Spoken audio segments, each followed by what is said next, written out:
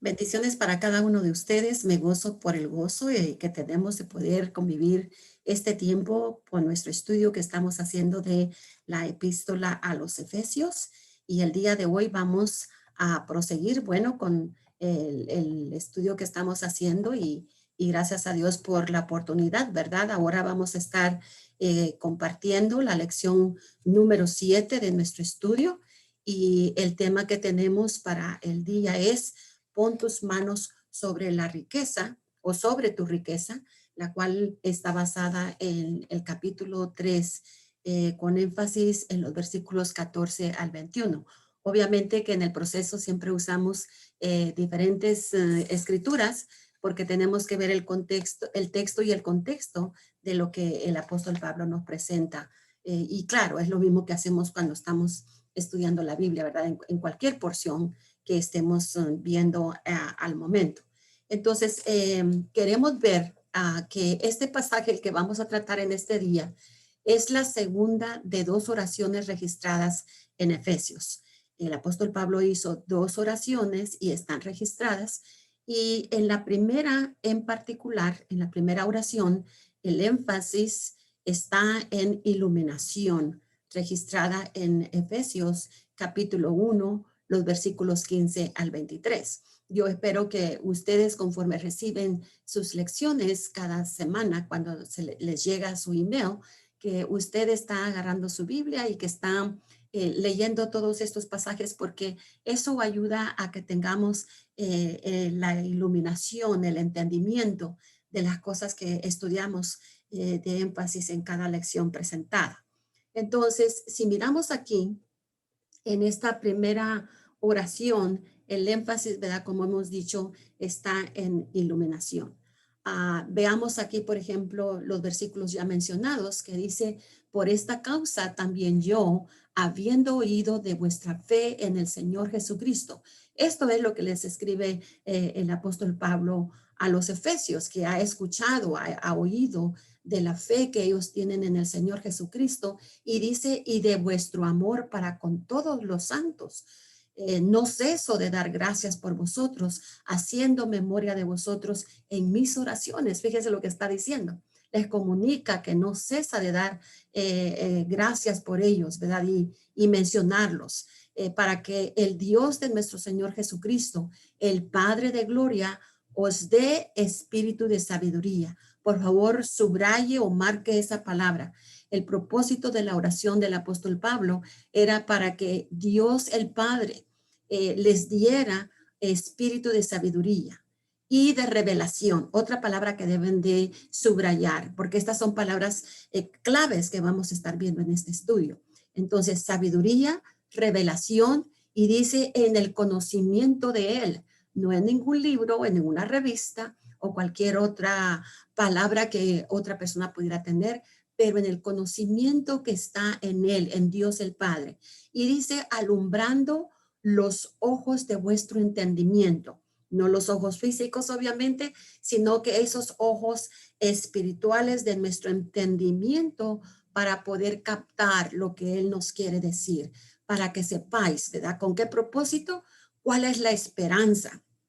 Para que sepáis cuál es la esperanza a que Él os ha llamado. Y también dice cuáles las riquezas de la gloria de su herencia en los santos y cuáles supereminente grandeza de su poder para con nosotros los que creemos según la operación del poder de su fuerza, la cual operó en Cristo, resucitándole de los muertos y sentándole a su diestra en los lugares celestiales, sobre todo principado y autoridad y poder y señorío, y sobre todo nombre que se nombra, no solo en este siglo, sino también en el venidero, y sometió todas las cosas bajo sus pies, y lo dio por cabeza sobre todas las cosas a la iglesia. ¿Se acuerda la lección de la semana pasada que hemos estado hablando de que Dios ahora es a través de su iglesia, ¿verdad? Que se moviliza, dice, la cual es su cuerpo,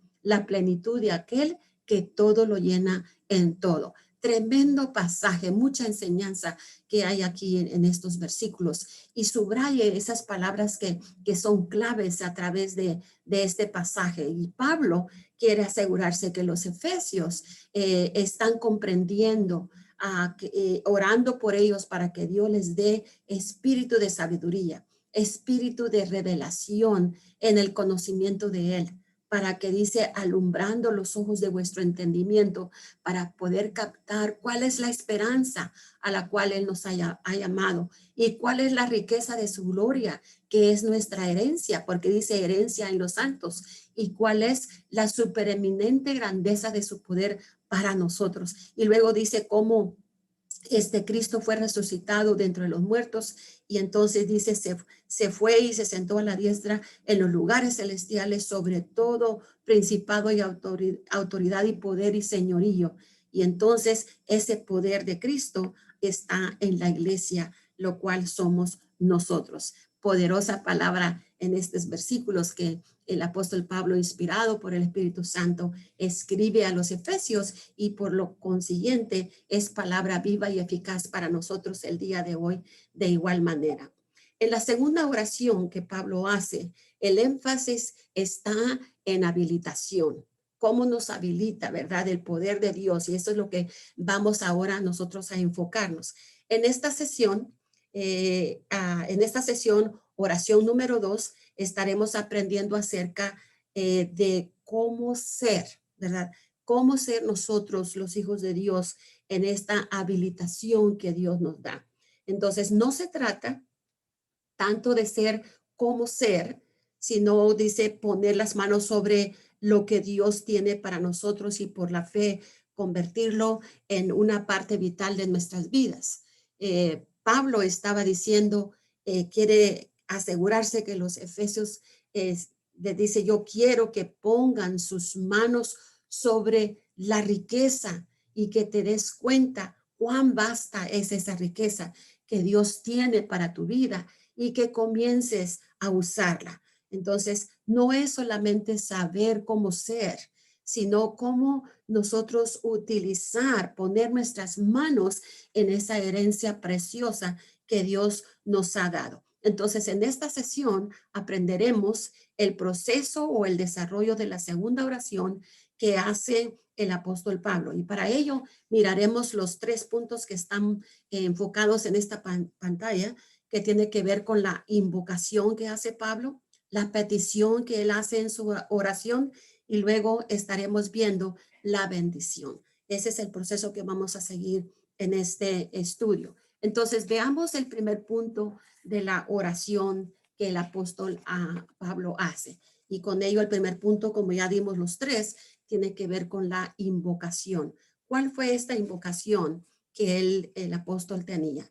Para ello vale la pena señalar que estas 2 oraciones, así como las otras oraciones que Pablo hizo desde la prisión, según Filipenses 1:9 al versículo 11 y Colosenses 1:9 al 12, veamos que tratan de la confianza espiritual del hombre interior y no de las necesidades materiales del cuerpo.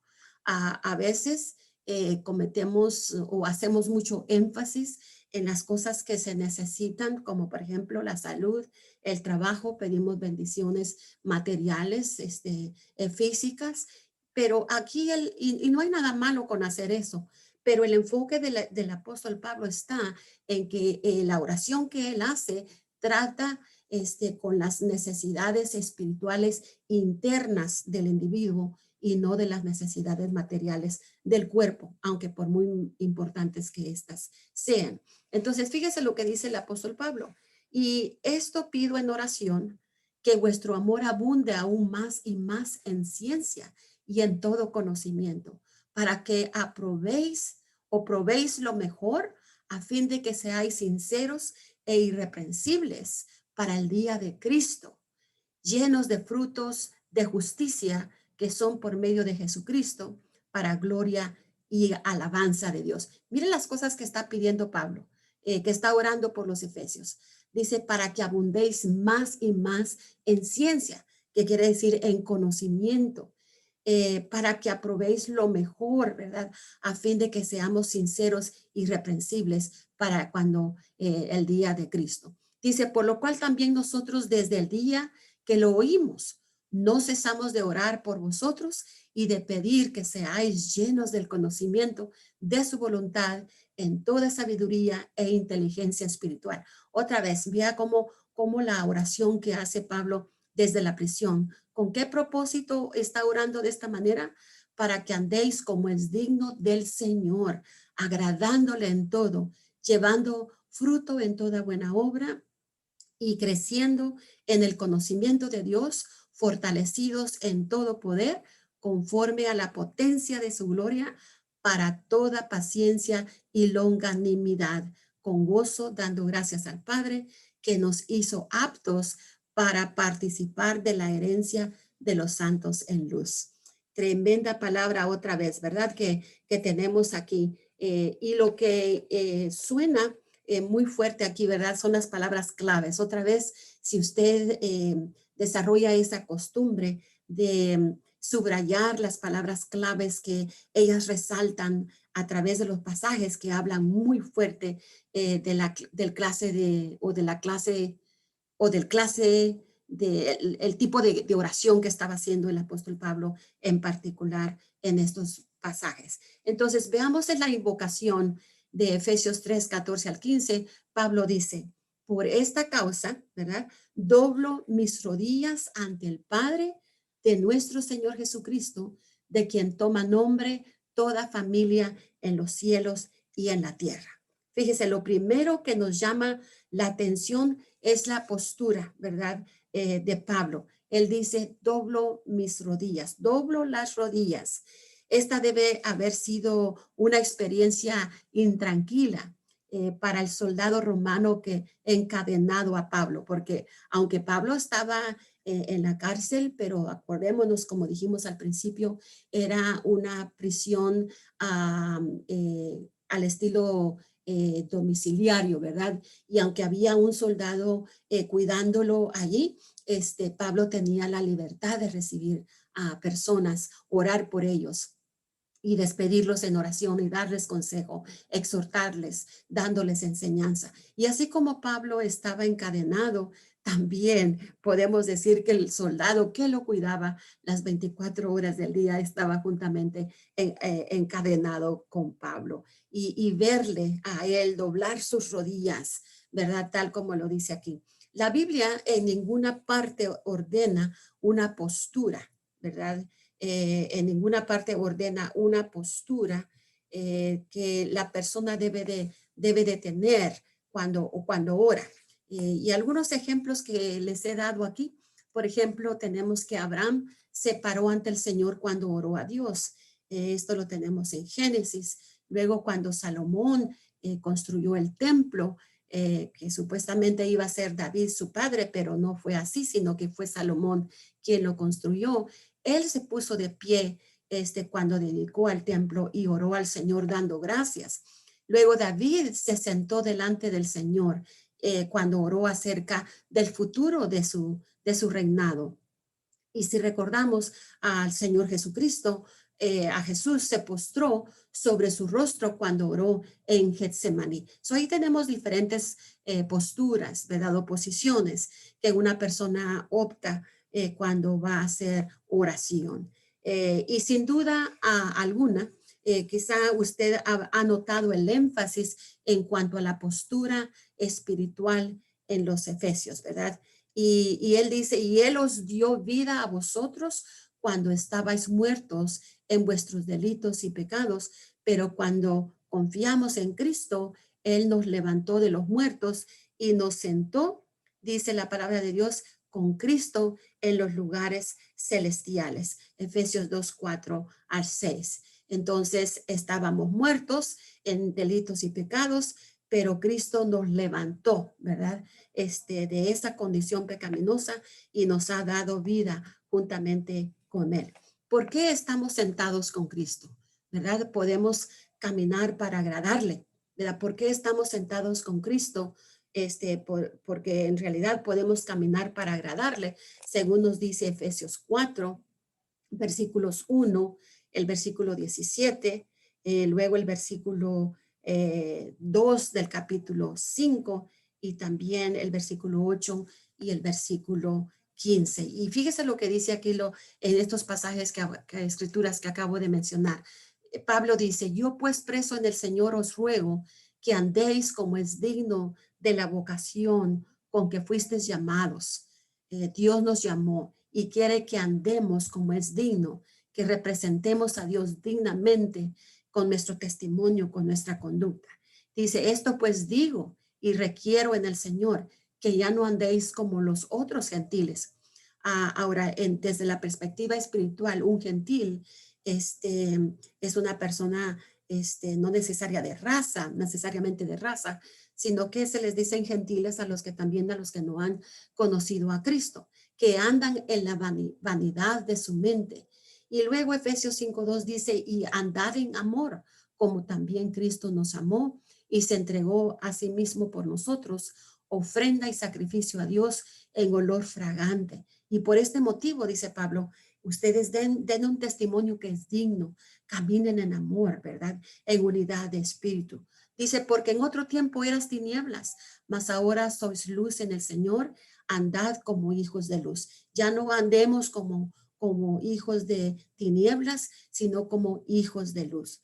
Y luego también dice, mirad pues con diligencia como andéis, no como necios, sino como sabios. Y esa es la exhortación tremenda que el apóstol Pablo nos da en cada uno de esos pasajes, exhortación y consejo, ¿verdad? Que el apóstol Pablo está dando a los efesios para que ellos sepan que hay una manera digna de caminar en este mundo, dando un testimonio fiel y verdadero que somos de Cristo, que ya no somos del mundo. Y esa es la exhortación que el apóstol Pablo nos da aquí en estos pasajes. Entonces, al caminar agradando al Señor, podremos resistir las artimañas del enemigo, porque si no caminamos con el Señor, no tenemos los recursos espirituales para contrarrestar al enemigo. Es como cuando, por ejemplo, si usted no pone dinero en su banco, vienen los biles y entonces usted no tiene recurso financiero para saldar esa deuda. Entonces, desde la perspectiva espiritual, nosotros tenemos que hacer depósitos espirituales en nuestra vida, en nuestro banco espiritual, para que cuando llegan los tiempos difíciles, tenemos recursos espirituales de gran valor para resistir a las artimañas del enemigo, ¿verdad? Que es Satanás. Entonces, la postura que conecta con el sentarse, con caminar y estar de pie, es doblar rodilla. Según aquí, cuando decía el apóstol Pablo, doblo las rodillas, ¿verdad? Y es a través de la oración que nos aferramos a las riquezas de Dios que nos permiten comportarnos como cristianos y luchar como cristianos, ¿verdad? Es a través de la oración la que nos empuja, lo que nos da la fuerza, la fortaleza. Y si realmente nos arrodillamos, no es realmente lo importante, que inclinemos nuestro corazón y nuestra voluntad al Señor y le pidamos lo que necesitamos, es el asunto vital.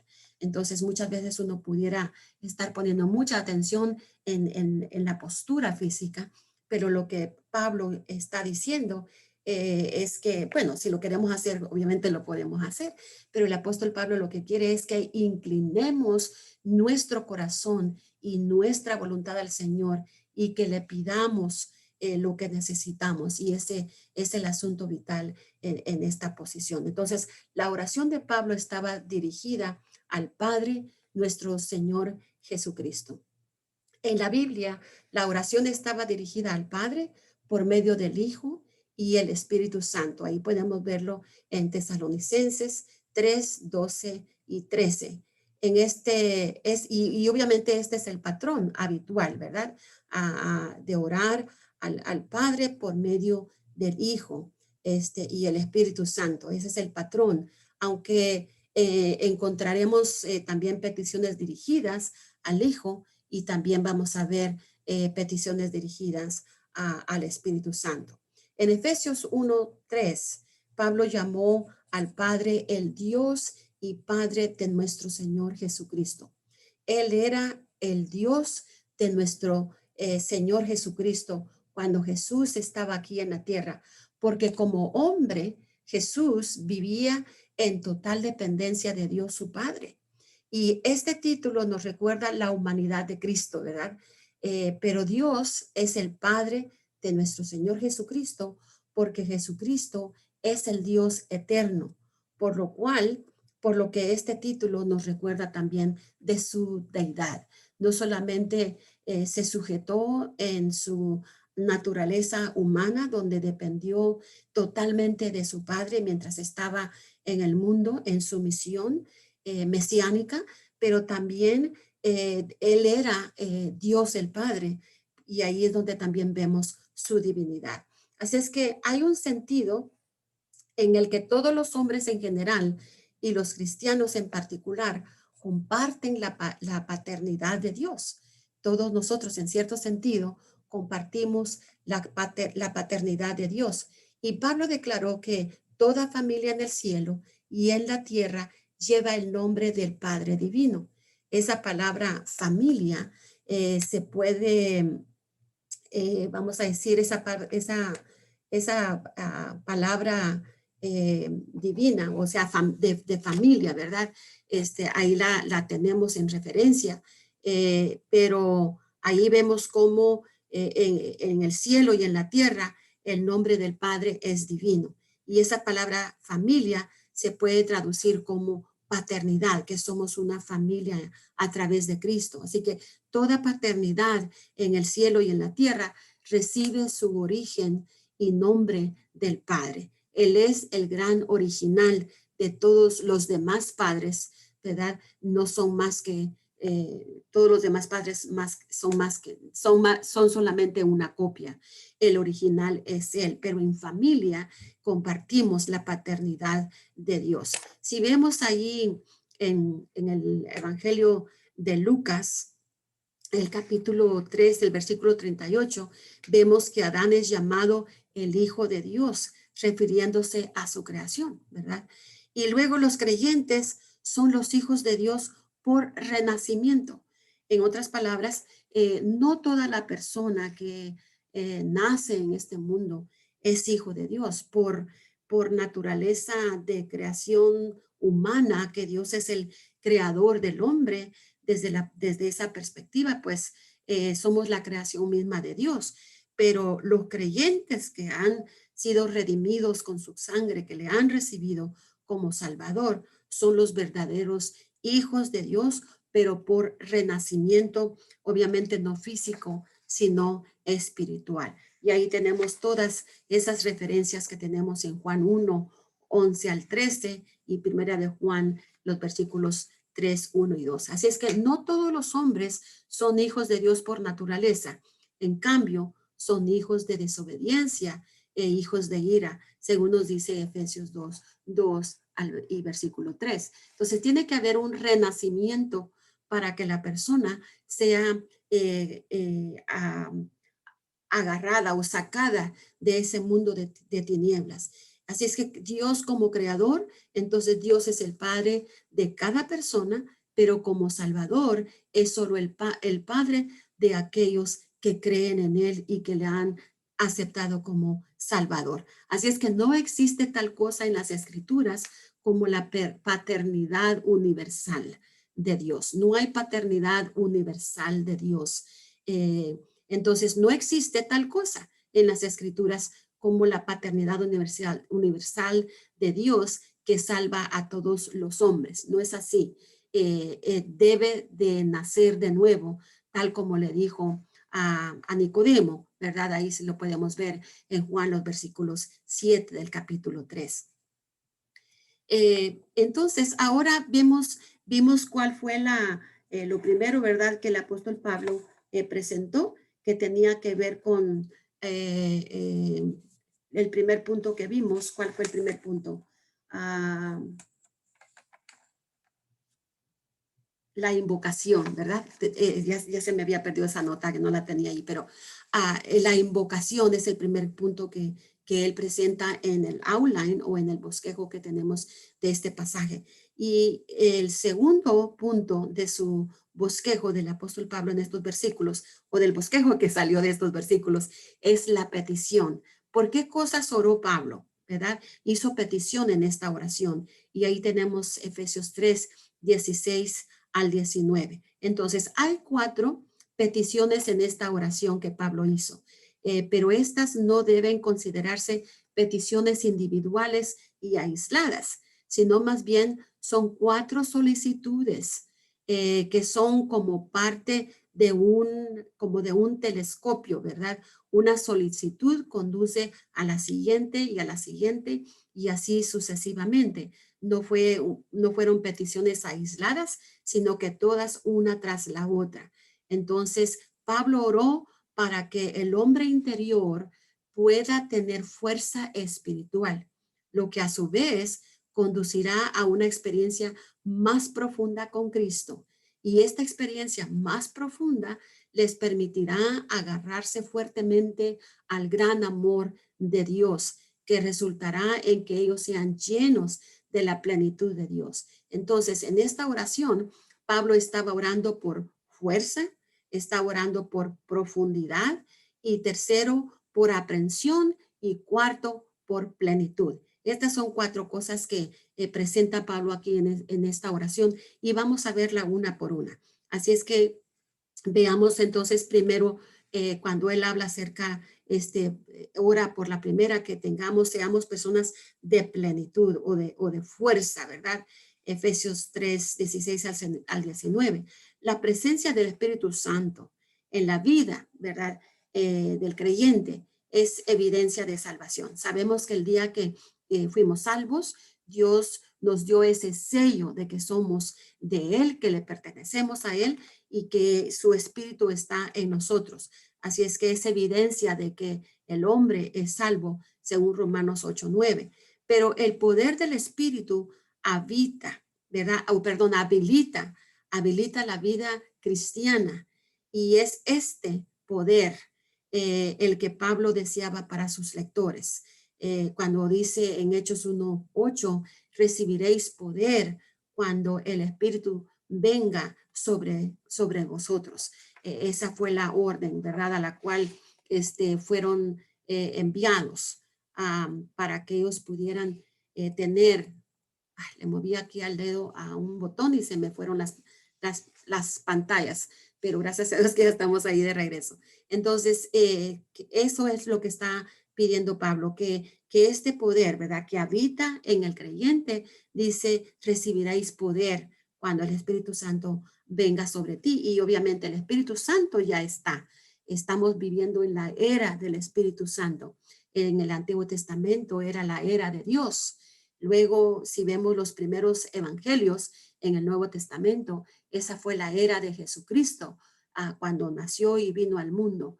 Pero luego desde Hechos hasta esta parte, le llamamos que estamos en la era del Espíritu Santo. Así es que el poder, ¿verdad? Que del que habla Pablo, él quería que los efesios fueran habilitados de ese poder.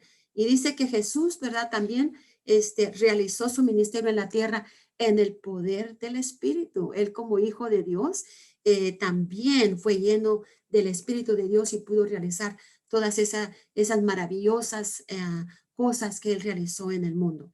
El poder del Espíritu no es dado según nos es dado según las riquezas de su gloria y sus riquezas son vastas, son grandes para sus hijos, según Efesios 3:16. Entonces, el hombre interior del pecador perdido está muerto, Efesios 2:1, pero cobra vida cuando se invita a Cristo a entrar a su vida, ¿verdad?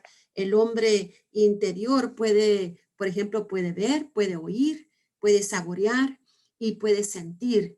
Debe ejercitarse, también debe de ser limpiado y alimentado. Me acuerdo que estuvimos viendo estas palabras en una lección anterior de que decía que como los 5 sentidos están envueltos en todo este aspecto espiritual de nuestra vida. No es algo que nada más están las áreas ahí por sin ningún rumbo, están todas unidas y cómo son usadas, ¿verdad?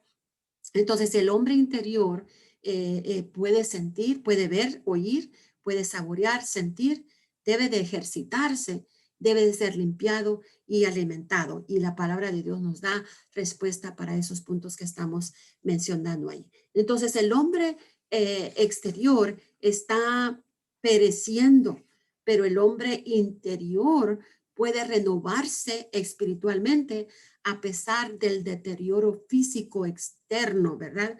Del exterior. Es el poder interior lo que le hace triunfar. Y por eso el apóstol Pablo dice que aunque este cuerpo se desgaste, lo interno es vibrante, está gozoso, porque está siendo alimentado y está siendo renovado cada día en el poder del Espíritu de Dios. Así es que esas son las cosas maravillosas que nos dice allí esos pasajes. Ahora, ¿qué significa, verdad, que el Espíritu Santo dé poder al hombre? ¿Qué podemos decir referente a esas cosas, verdad? El hombre exterior está pereciendo, como hemos dicho, pero el interior se está renovando. Y para esta pregunta que estamos haciendo, ¿qué es lo cómo es que el Espíritu Santo se apodera del ser interior? Bueno, significa que nuestras facultades espirituales están controladas por Dios y las estamos ejercitando y creciendo en la palabra. Eso es lo que significa que el Espíritu Santo da poder al hombre interior, ¿verdad? Que nuestras facultades espirituales están siendo controladas por Dios y que las estamos ejercitando y creciendo en la palabra, ¿verdad? Vea lo que dice aquí en Hebreos, el versículo 12 al 14 del capítulo 5, porque debiendo ser ya maestros después de tanto tiempo, tenéis necesidad de que se os vuelva a enseñar cuáles son los primeros rudimentos de la palabra de Dios. Y habéis llegado a ser tales que tenéis necesidad de leche y no de alimento sólido. Y todo aquel que participa de la leche es inexperto en la palabra de justicia porque es niño, pero el alimento sólido es para los que han alcanzado madurez, para los que por el uso tienen los sentidos ejercitados en el discernimiento del bien y del mal. ¿Se acuerdan ustedes los sentidos, verdad? Podemos gustar, podemos oír, podemos sentir. Entonces, todo, cuando el Espíritu Santo toma posesión de la vida del creyente, quiere decir entonces que tenemos la facultad, ¿verdad? Nuestras facultades están controladas por Dios y las estamos ejercitando y creciendo en la palabra. Comparado con lo que dice Hebreos aquí 5, 12 al 14, el que es un niño que no crece espiritualmente, que vea todo lo que acontece, ¿verdad? Está dependiendo de leche y no de alimento puro. Es inexperto en muchas cosas, ¿verdad? No tiene alimento sólido, depende de las cosas, ¿verdad? Inmaduras. Y no es el Espíritu de Dios que lo controla, sino que muchas veces la carne, ahí es donde a veces los sentimientos toman la mejor parte del individuo y es lo que controla. Pero cuando somos controlados por el Espíritu Santo, vamos a poder nosotros controlar nuestro pensamiento, nuestra conducta, nuestro proceder, todo lo que está relacionado no solamente con el aspecto espiritual, pero también con los aspectos que tienen que ver con el diario vivir, ¿verdad? Tenemos que ser llenos de ese poder. Entonces, ahora vamos a ver el segundo punto que el apóstol Pablo presenta, que él ora, no solamente oró que tuviéramos plenitud, que tuviéramos fuerza, sino que tuviéramos también ahora profundidad. ¿Qué quiere decir esto de profundidad? Y para ello Pablo usó 3 imágenes para transmitir esta idea de profundidad espiritual y las 3 imágenes están ocultas en los 3 verbos. Por ejemplo, una es habitar, ¿verdad? La otra es que estemos arraigados y luego cimentados. El verbo morar significa literalmente establecerse y sentirse como en casa. Entonces tiene que estar profundo, arraigado, cimentado, para que pueda producir vida.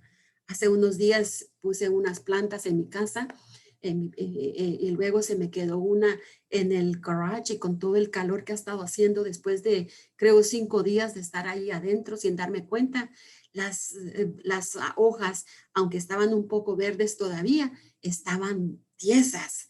El calor estaba absorbiendo, extrayendo la vida de la planta, pero yo dije, la voy a sacar y la voy a plantar, le voy a poner la tierra, le voy a poner esto, lo otro, para que se vitalice otra vez y quizá la planta cobre vida. Para mi sorpresa, una semana después, aún se ven lo que era la planta, las hojas muertas ya, secas, pero tiene brotes verdes. Eso quiere decir que la raíz cobró, ¿verdad?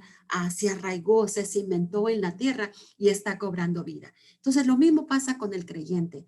Tiene que estar profundo en Dios y a través del Espíritu de Dios para que su vida, sus creencias, todo lo que corresponde a su persona, su espíritu, pueda estar arraigado y cimentado. Entonces, el verbo morar significa literalmente establecerse y sentirse como que está en casa, como estamos diciendo, ¿verdad? Ciertamente Cristo ya residía en los corazones de los efesios. De lo contrario, Pablo no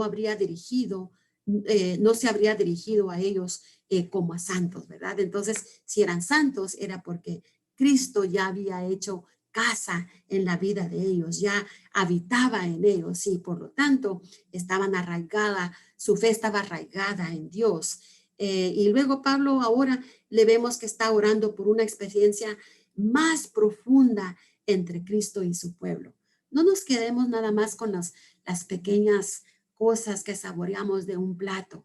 Queremos comer todo el banquete y saborear de todo lo que Dios nos da para que podamos estar arraigados, profundizados, cimentados en ese banquete, en ese tesoro grande que Dios tiene para su pueblo.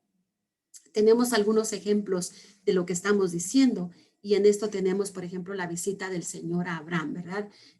Para ello deberíamos de haber leído el capítulo 18 y el capítulo 19, cómo Dios viene y visita a Abraham y hace como un tipo de evaluación para ver cómo está, ¿verdad? De ahí podemos ver cómo se desarrolla esa narrativa en esos capítulos. Pero luego el otro ejemplo es el árbol, ¿verdad? Debe de tener sus raíces profundas en la tierra.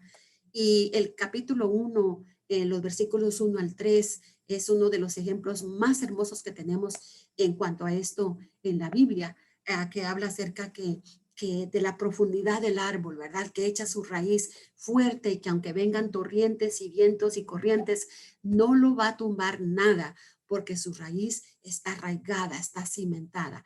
Luego en Jeremías 57, 17, los versículos 5 al 8, es un comentario perfecto sobre este tema también. Y veamos lo que dice, por ejemplo, Jeremías en ese pasaje. Dice, así ha dicho Jehová, maldito el varón que confía en el hombre y pone carne por su brazo y su corazón se aparta de Jehová. Será como la retama en el desierto y no verá cuándo viene el bien, sino que morará en los sequedales en el desierto, en tierra despoblada y deshabitada. Bendito, por el contrario a lo que hemos leído, pero bendito es el varón que confía en Jehová y cuya confianza es Jehová, porque será, dice, como árbol plantado junto a las aguas, que junto a la corriente echará sus raíces y no verá cuándo viene el calor, sino que sus hojas estarán verdes y en el año de sequía no se fatigará ni dejará de dar fruto. Y esta es la eminencia, esto es lo grandioso de lo que el apóstol Pablo está comunicando a los efesios y nos dice a nosotros que este tipo de profundidad, ¿verdad? Debemos de tener como hijos de Dios, para que podamos contrarrestar y podamos vencer y no que seamos movidos, ¿verdad? Aquí tenemos la palabra cimentado, es un término que quiere decir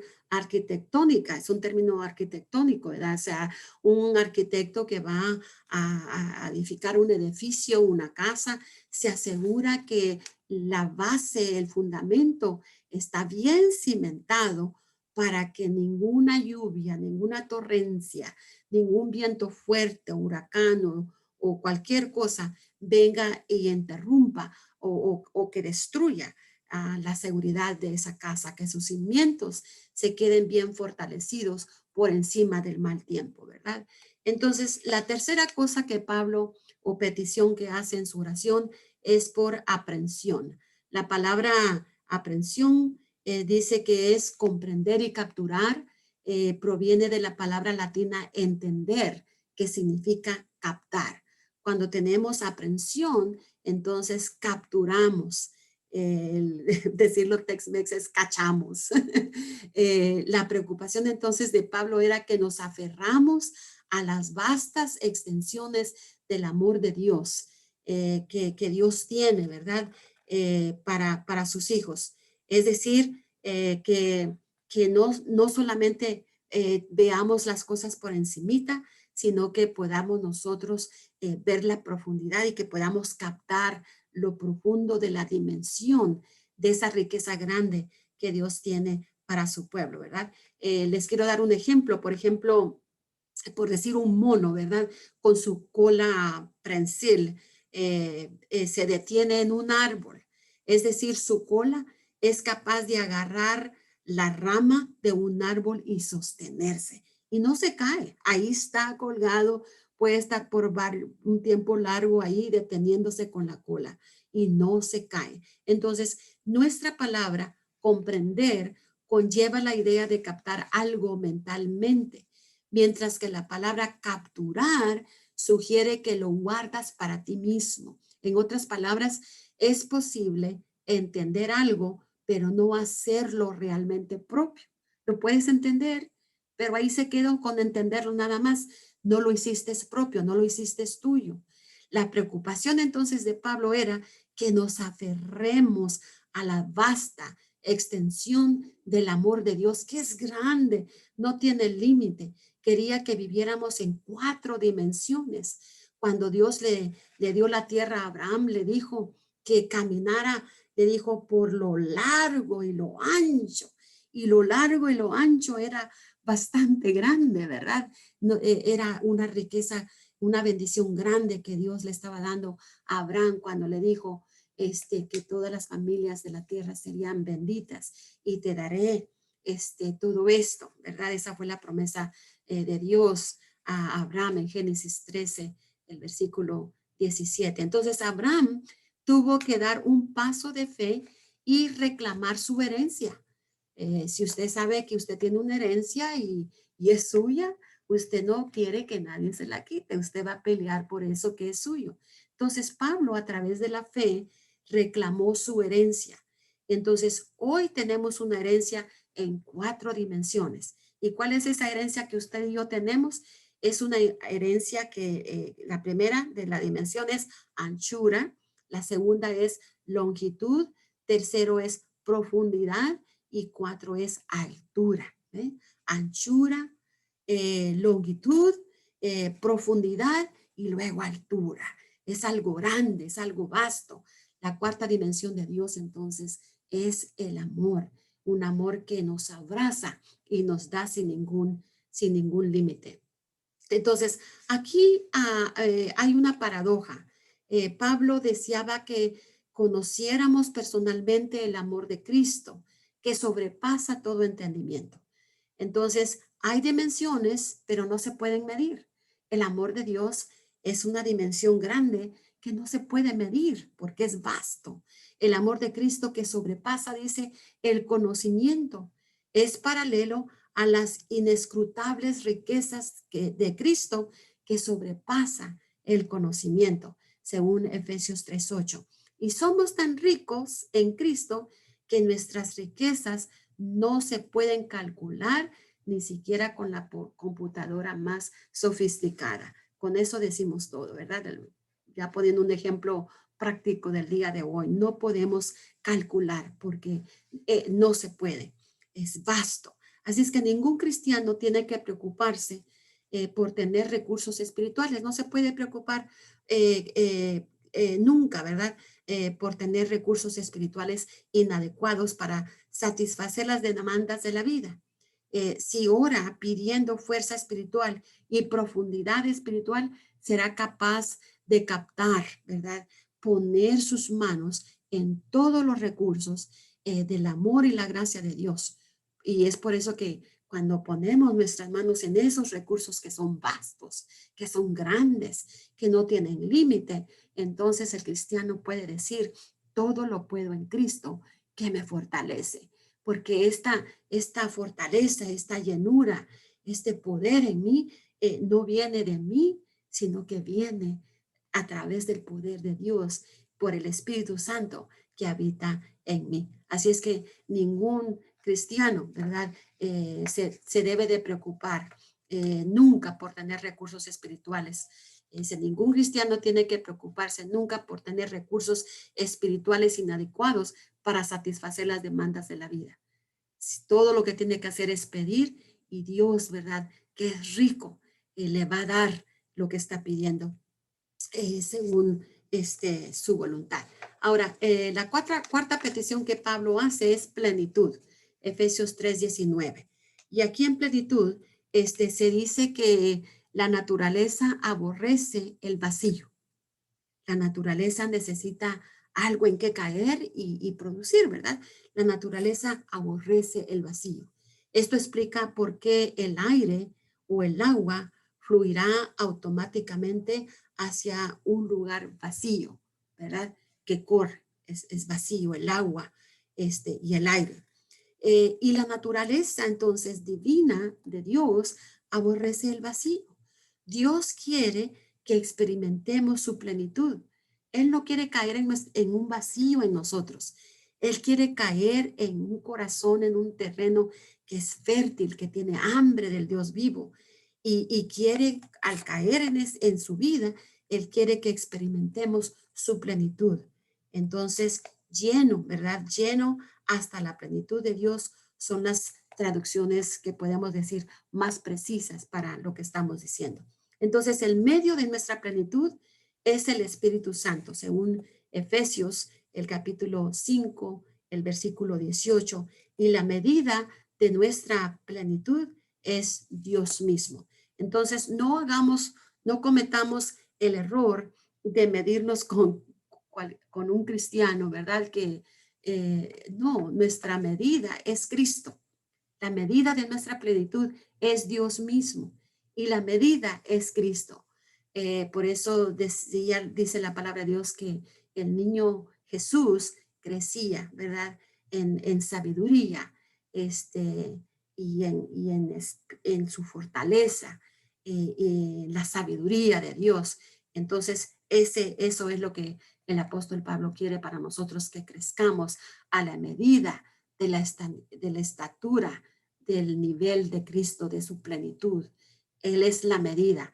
Y cuando nos posicionamos en Cristo, entonces posicionalmente estamos completos en Él, porque no estoy posicionado en mi nombre, en lo que yo tenga, en la fama o ninguna de esas cosas. Mi posición está en Cristo, y porque está en Cristo, entonces estoy completa en Él. ¿Ok? Ahora, vamos a ver la tercera cosa o el tercer punto del bosquejo que Pablo entonces trata en estos versículos de esta porción del estudio. Entonces, estamos hablando de que él en el bosquejo está pidiendo bendición en los versículos 20, ¿verdad? Al versículo 21. Para empezar, vamos a ver la bendición que el apóstol Pablo nos presenta para terminar ya este estudio. Es que después de contemplar una experiencia espiritual tan maravillosa, cuando hablamos de la bendición, de todo esto que Pablo ha venido diciendo, de la profundidad, de que estemos arraigados, cimentados, toda esta enseñanza tan hermosa. Ahora Pablo viene y habla acerca de la bendición que incluye en la oración que hace. Y obviamente que después de contemplar una experiencia espiritual tan maravillosa de lo que ha venido diciendo, no es de extrañar que Pablo estallara en una doxología, una bendición apropiada para tal oración.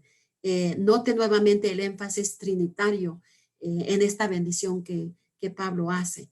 Pablo oró a Dios el Padre en cuanto al poder de Dios, el Espíritu que mora en nosotros, hecho disponible por medio de Dios, el Hijo. Y ahí es donde vemos la parte trinitaria de esta bendición, de lo que incluye Pablo en esta bendición.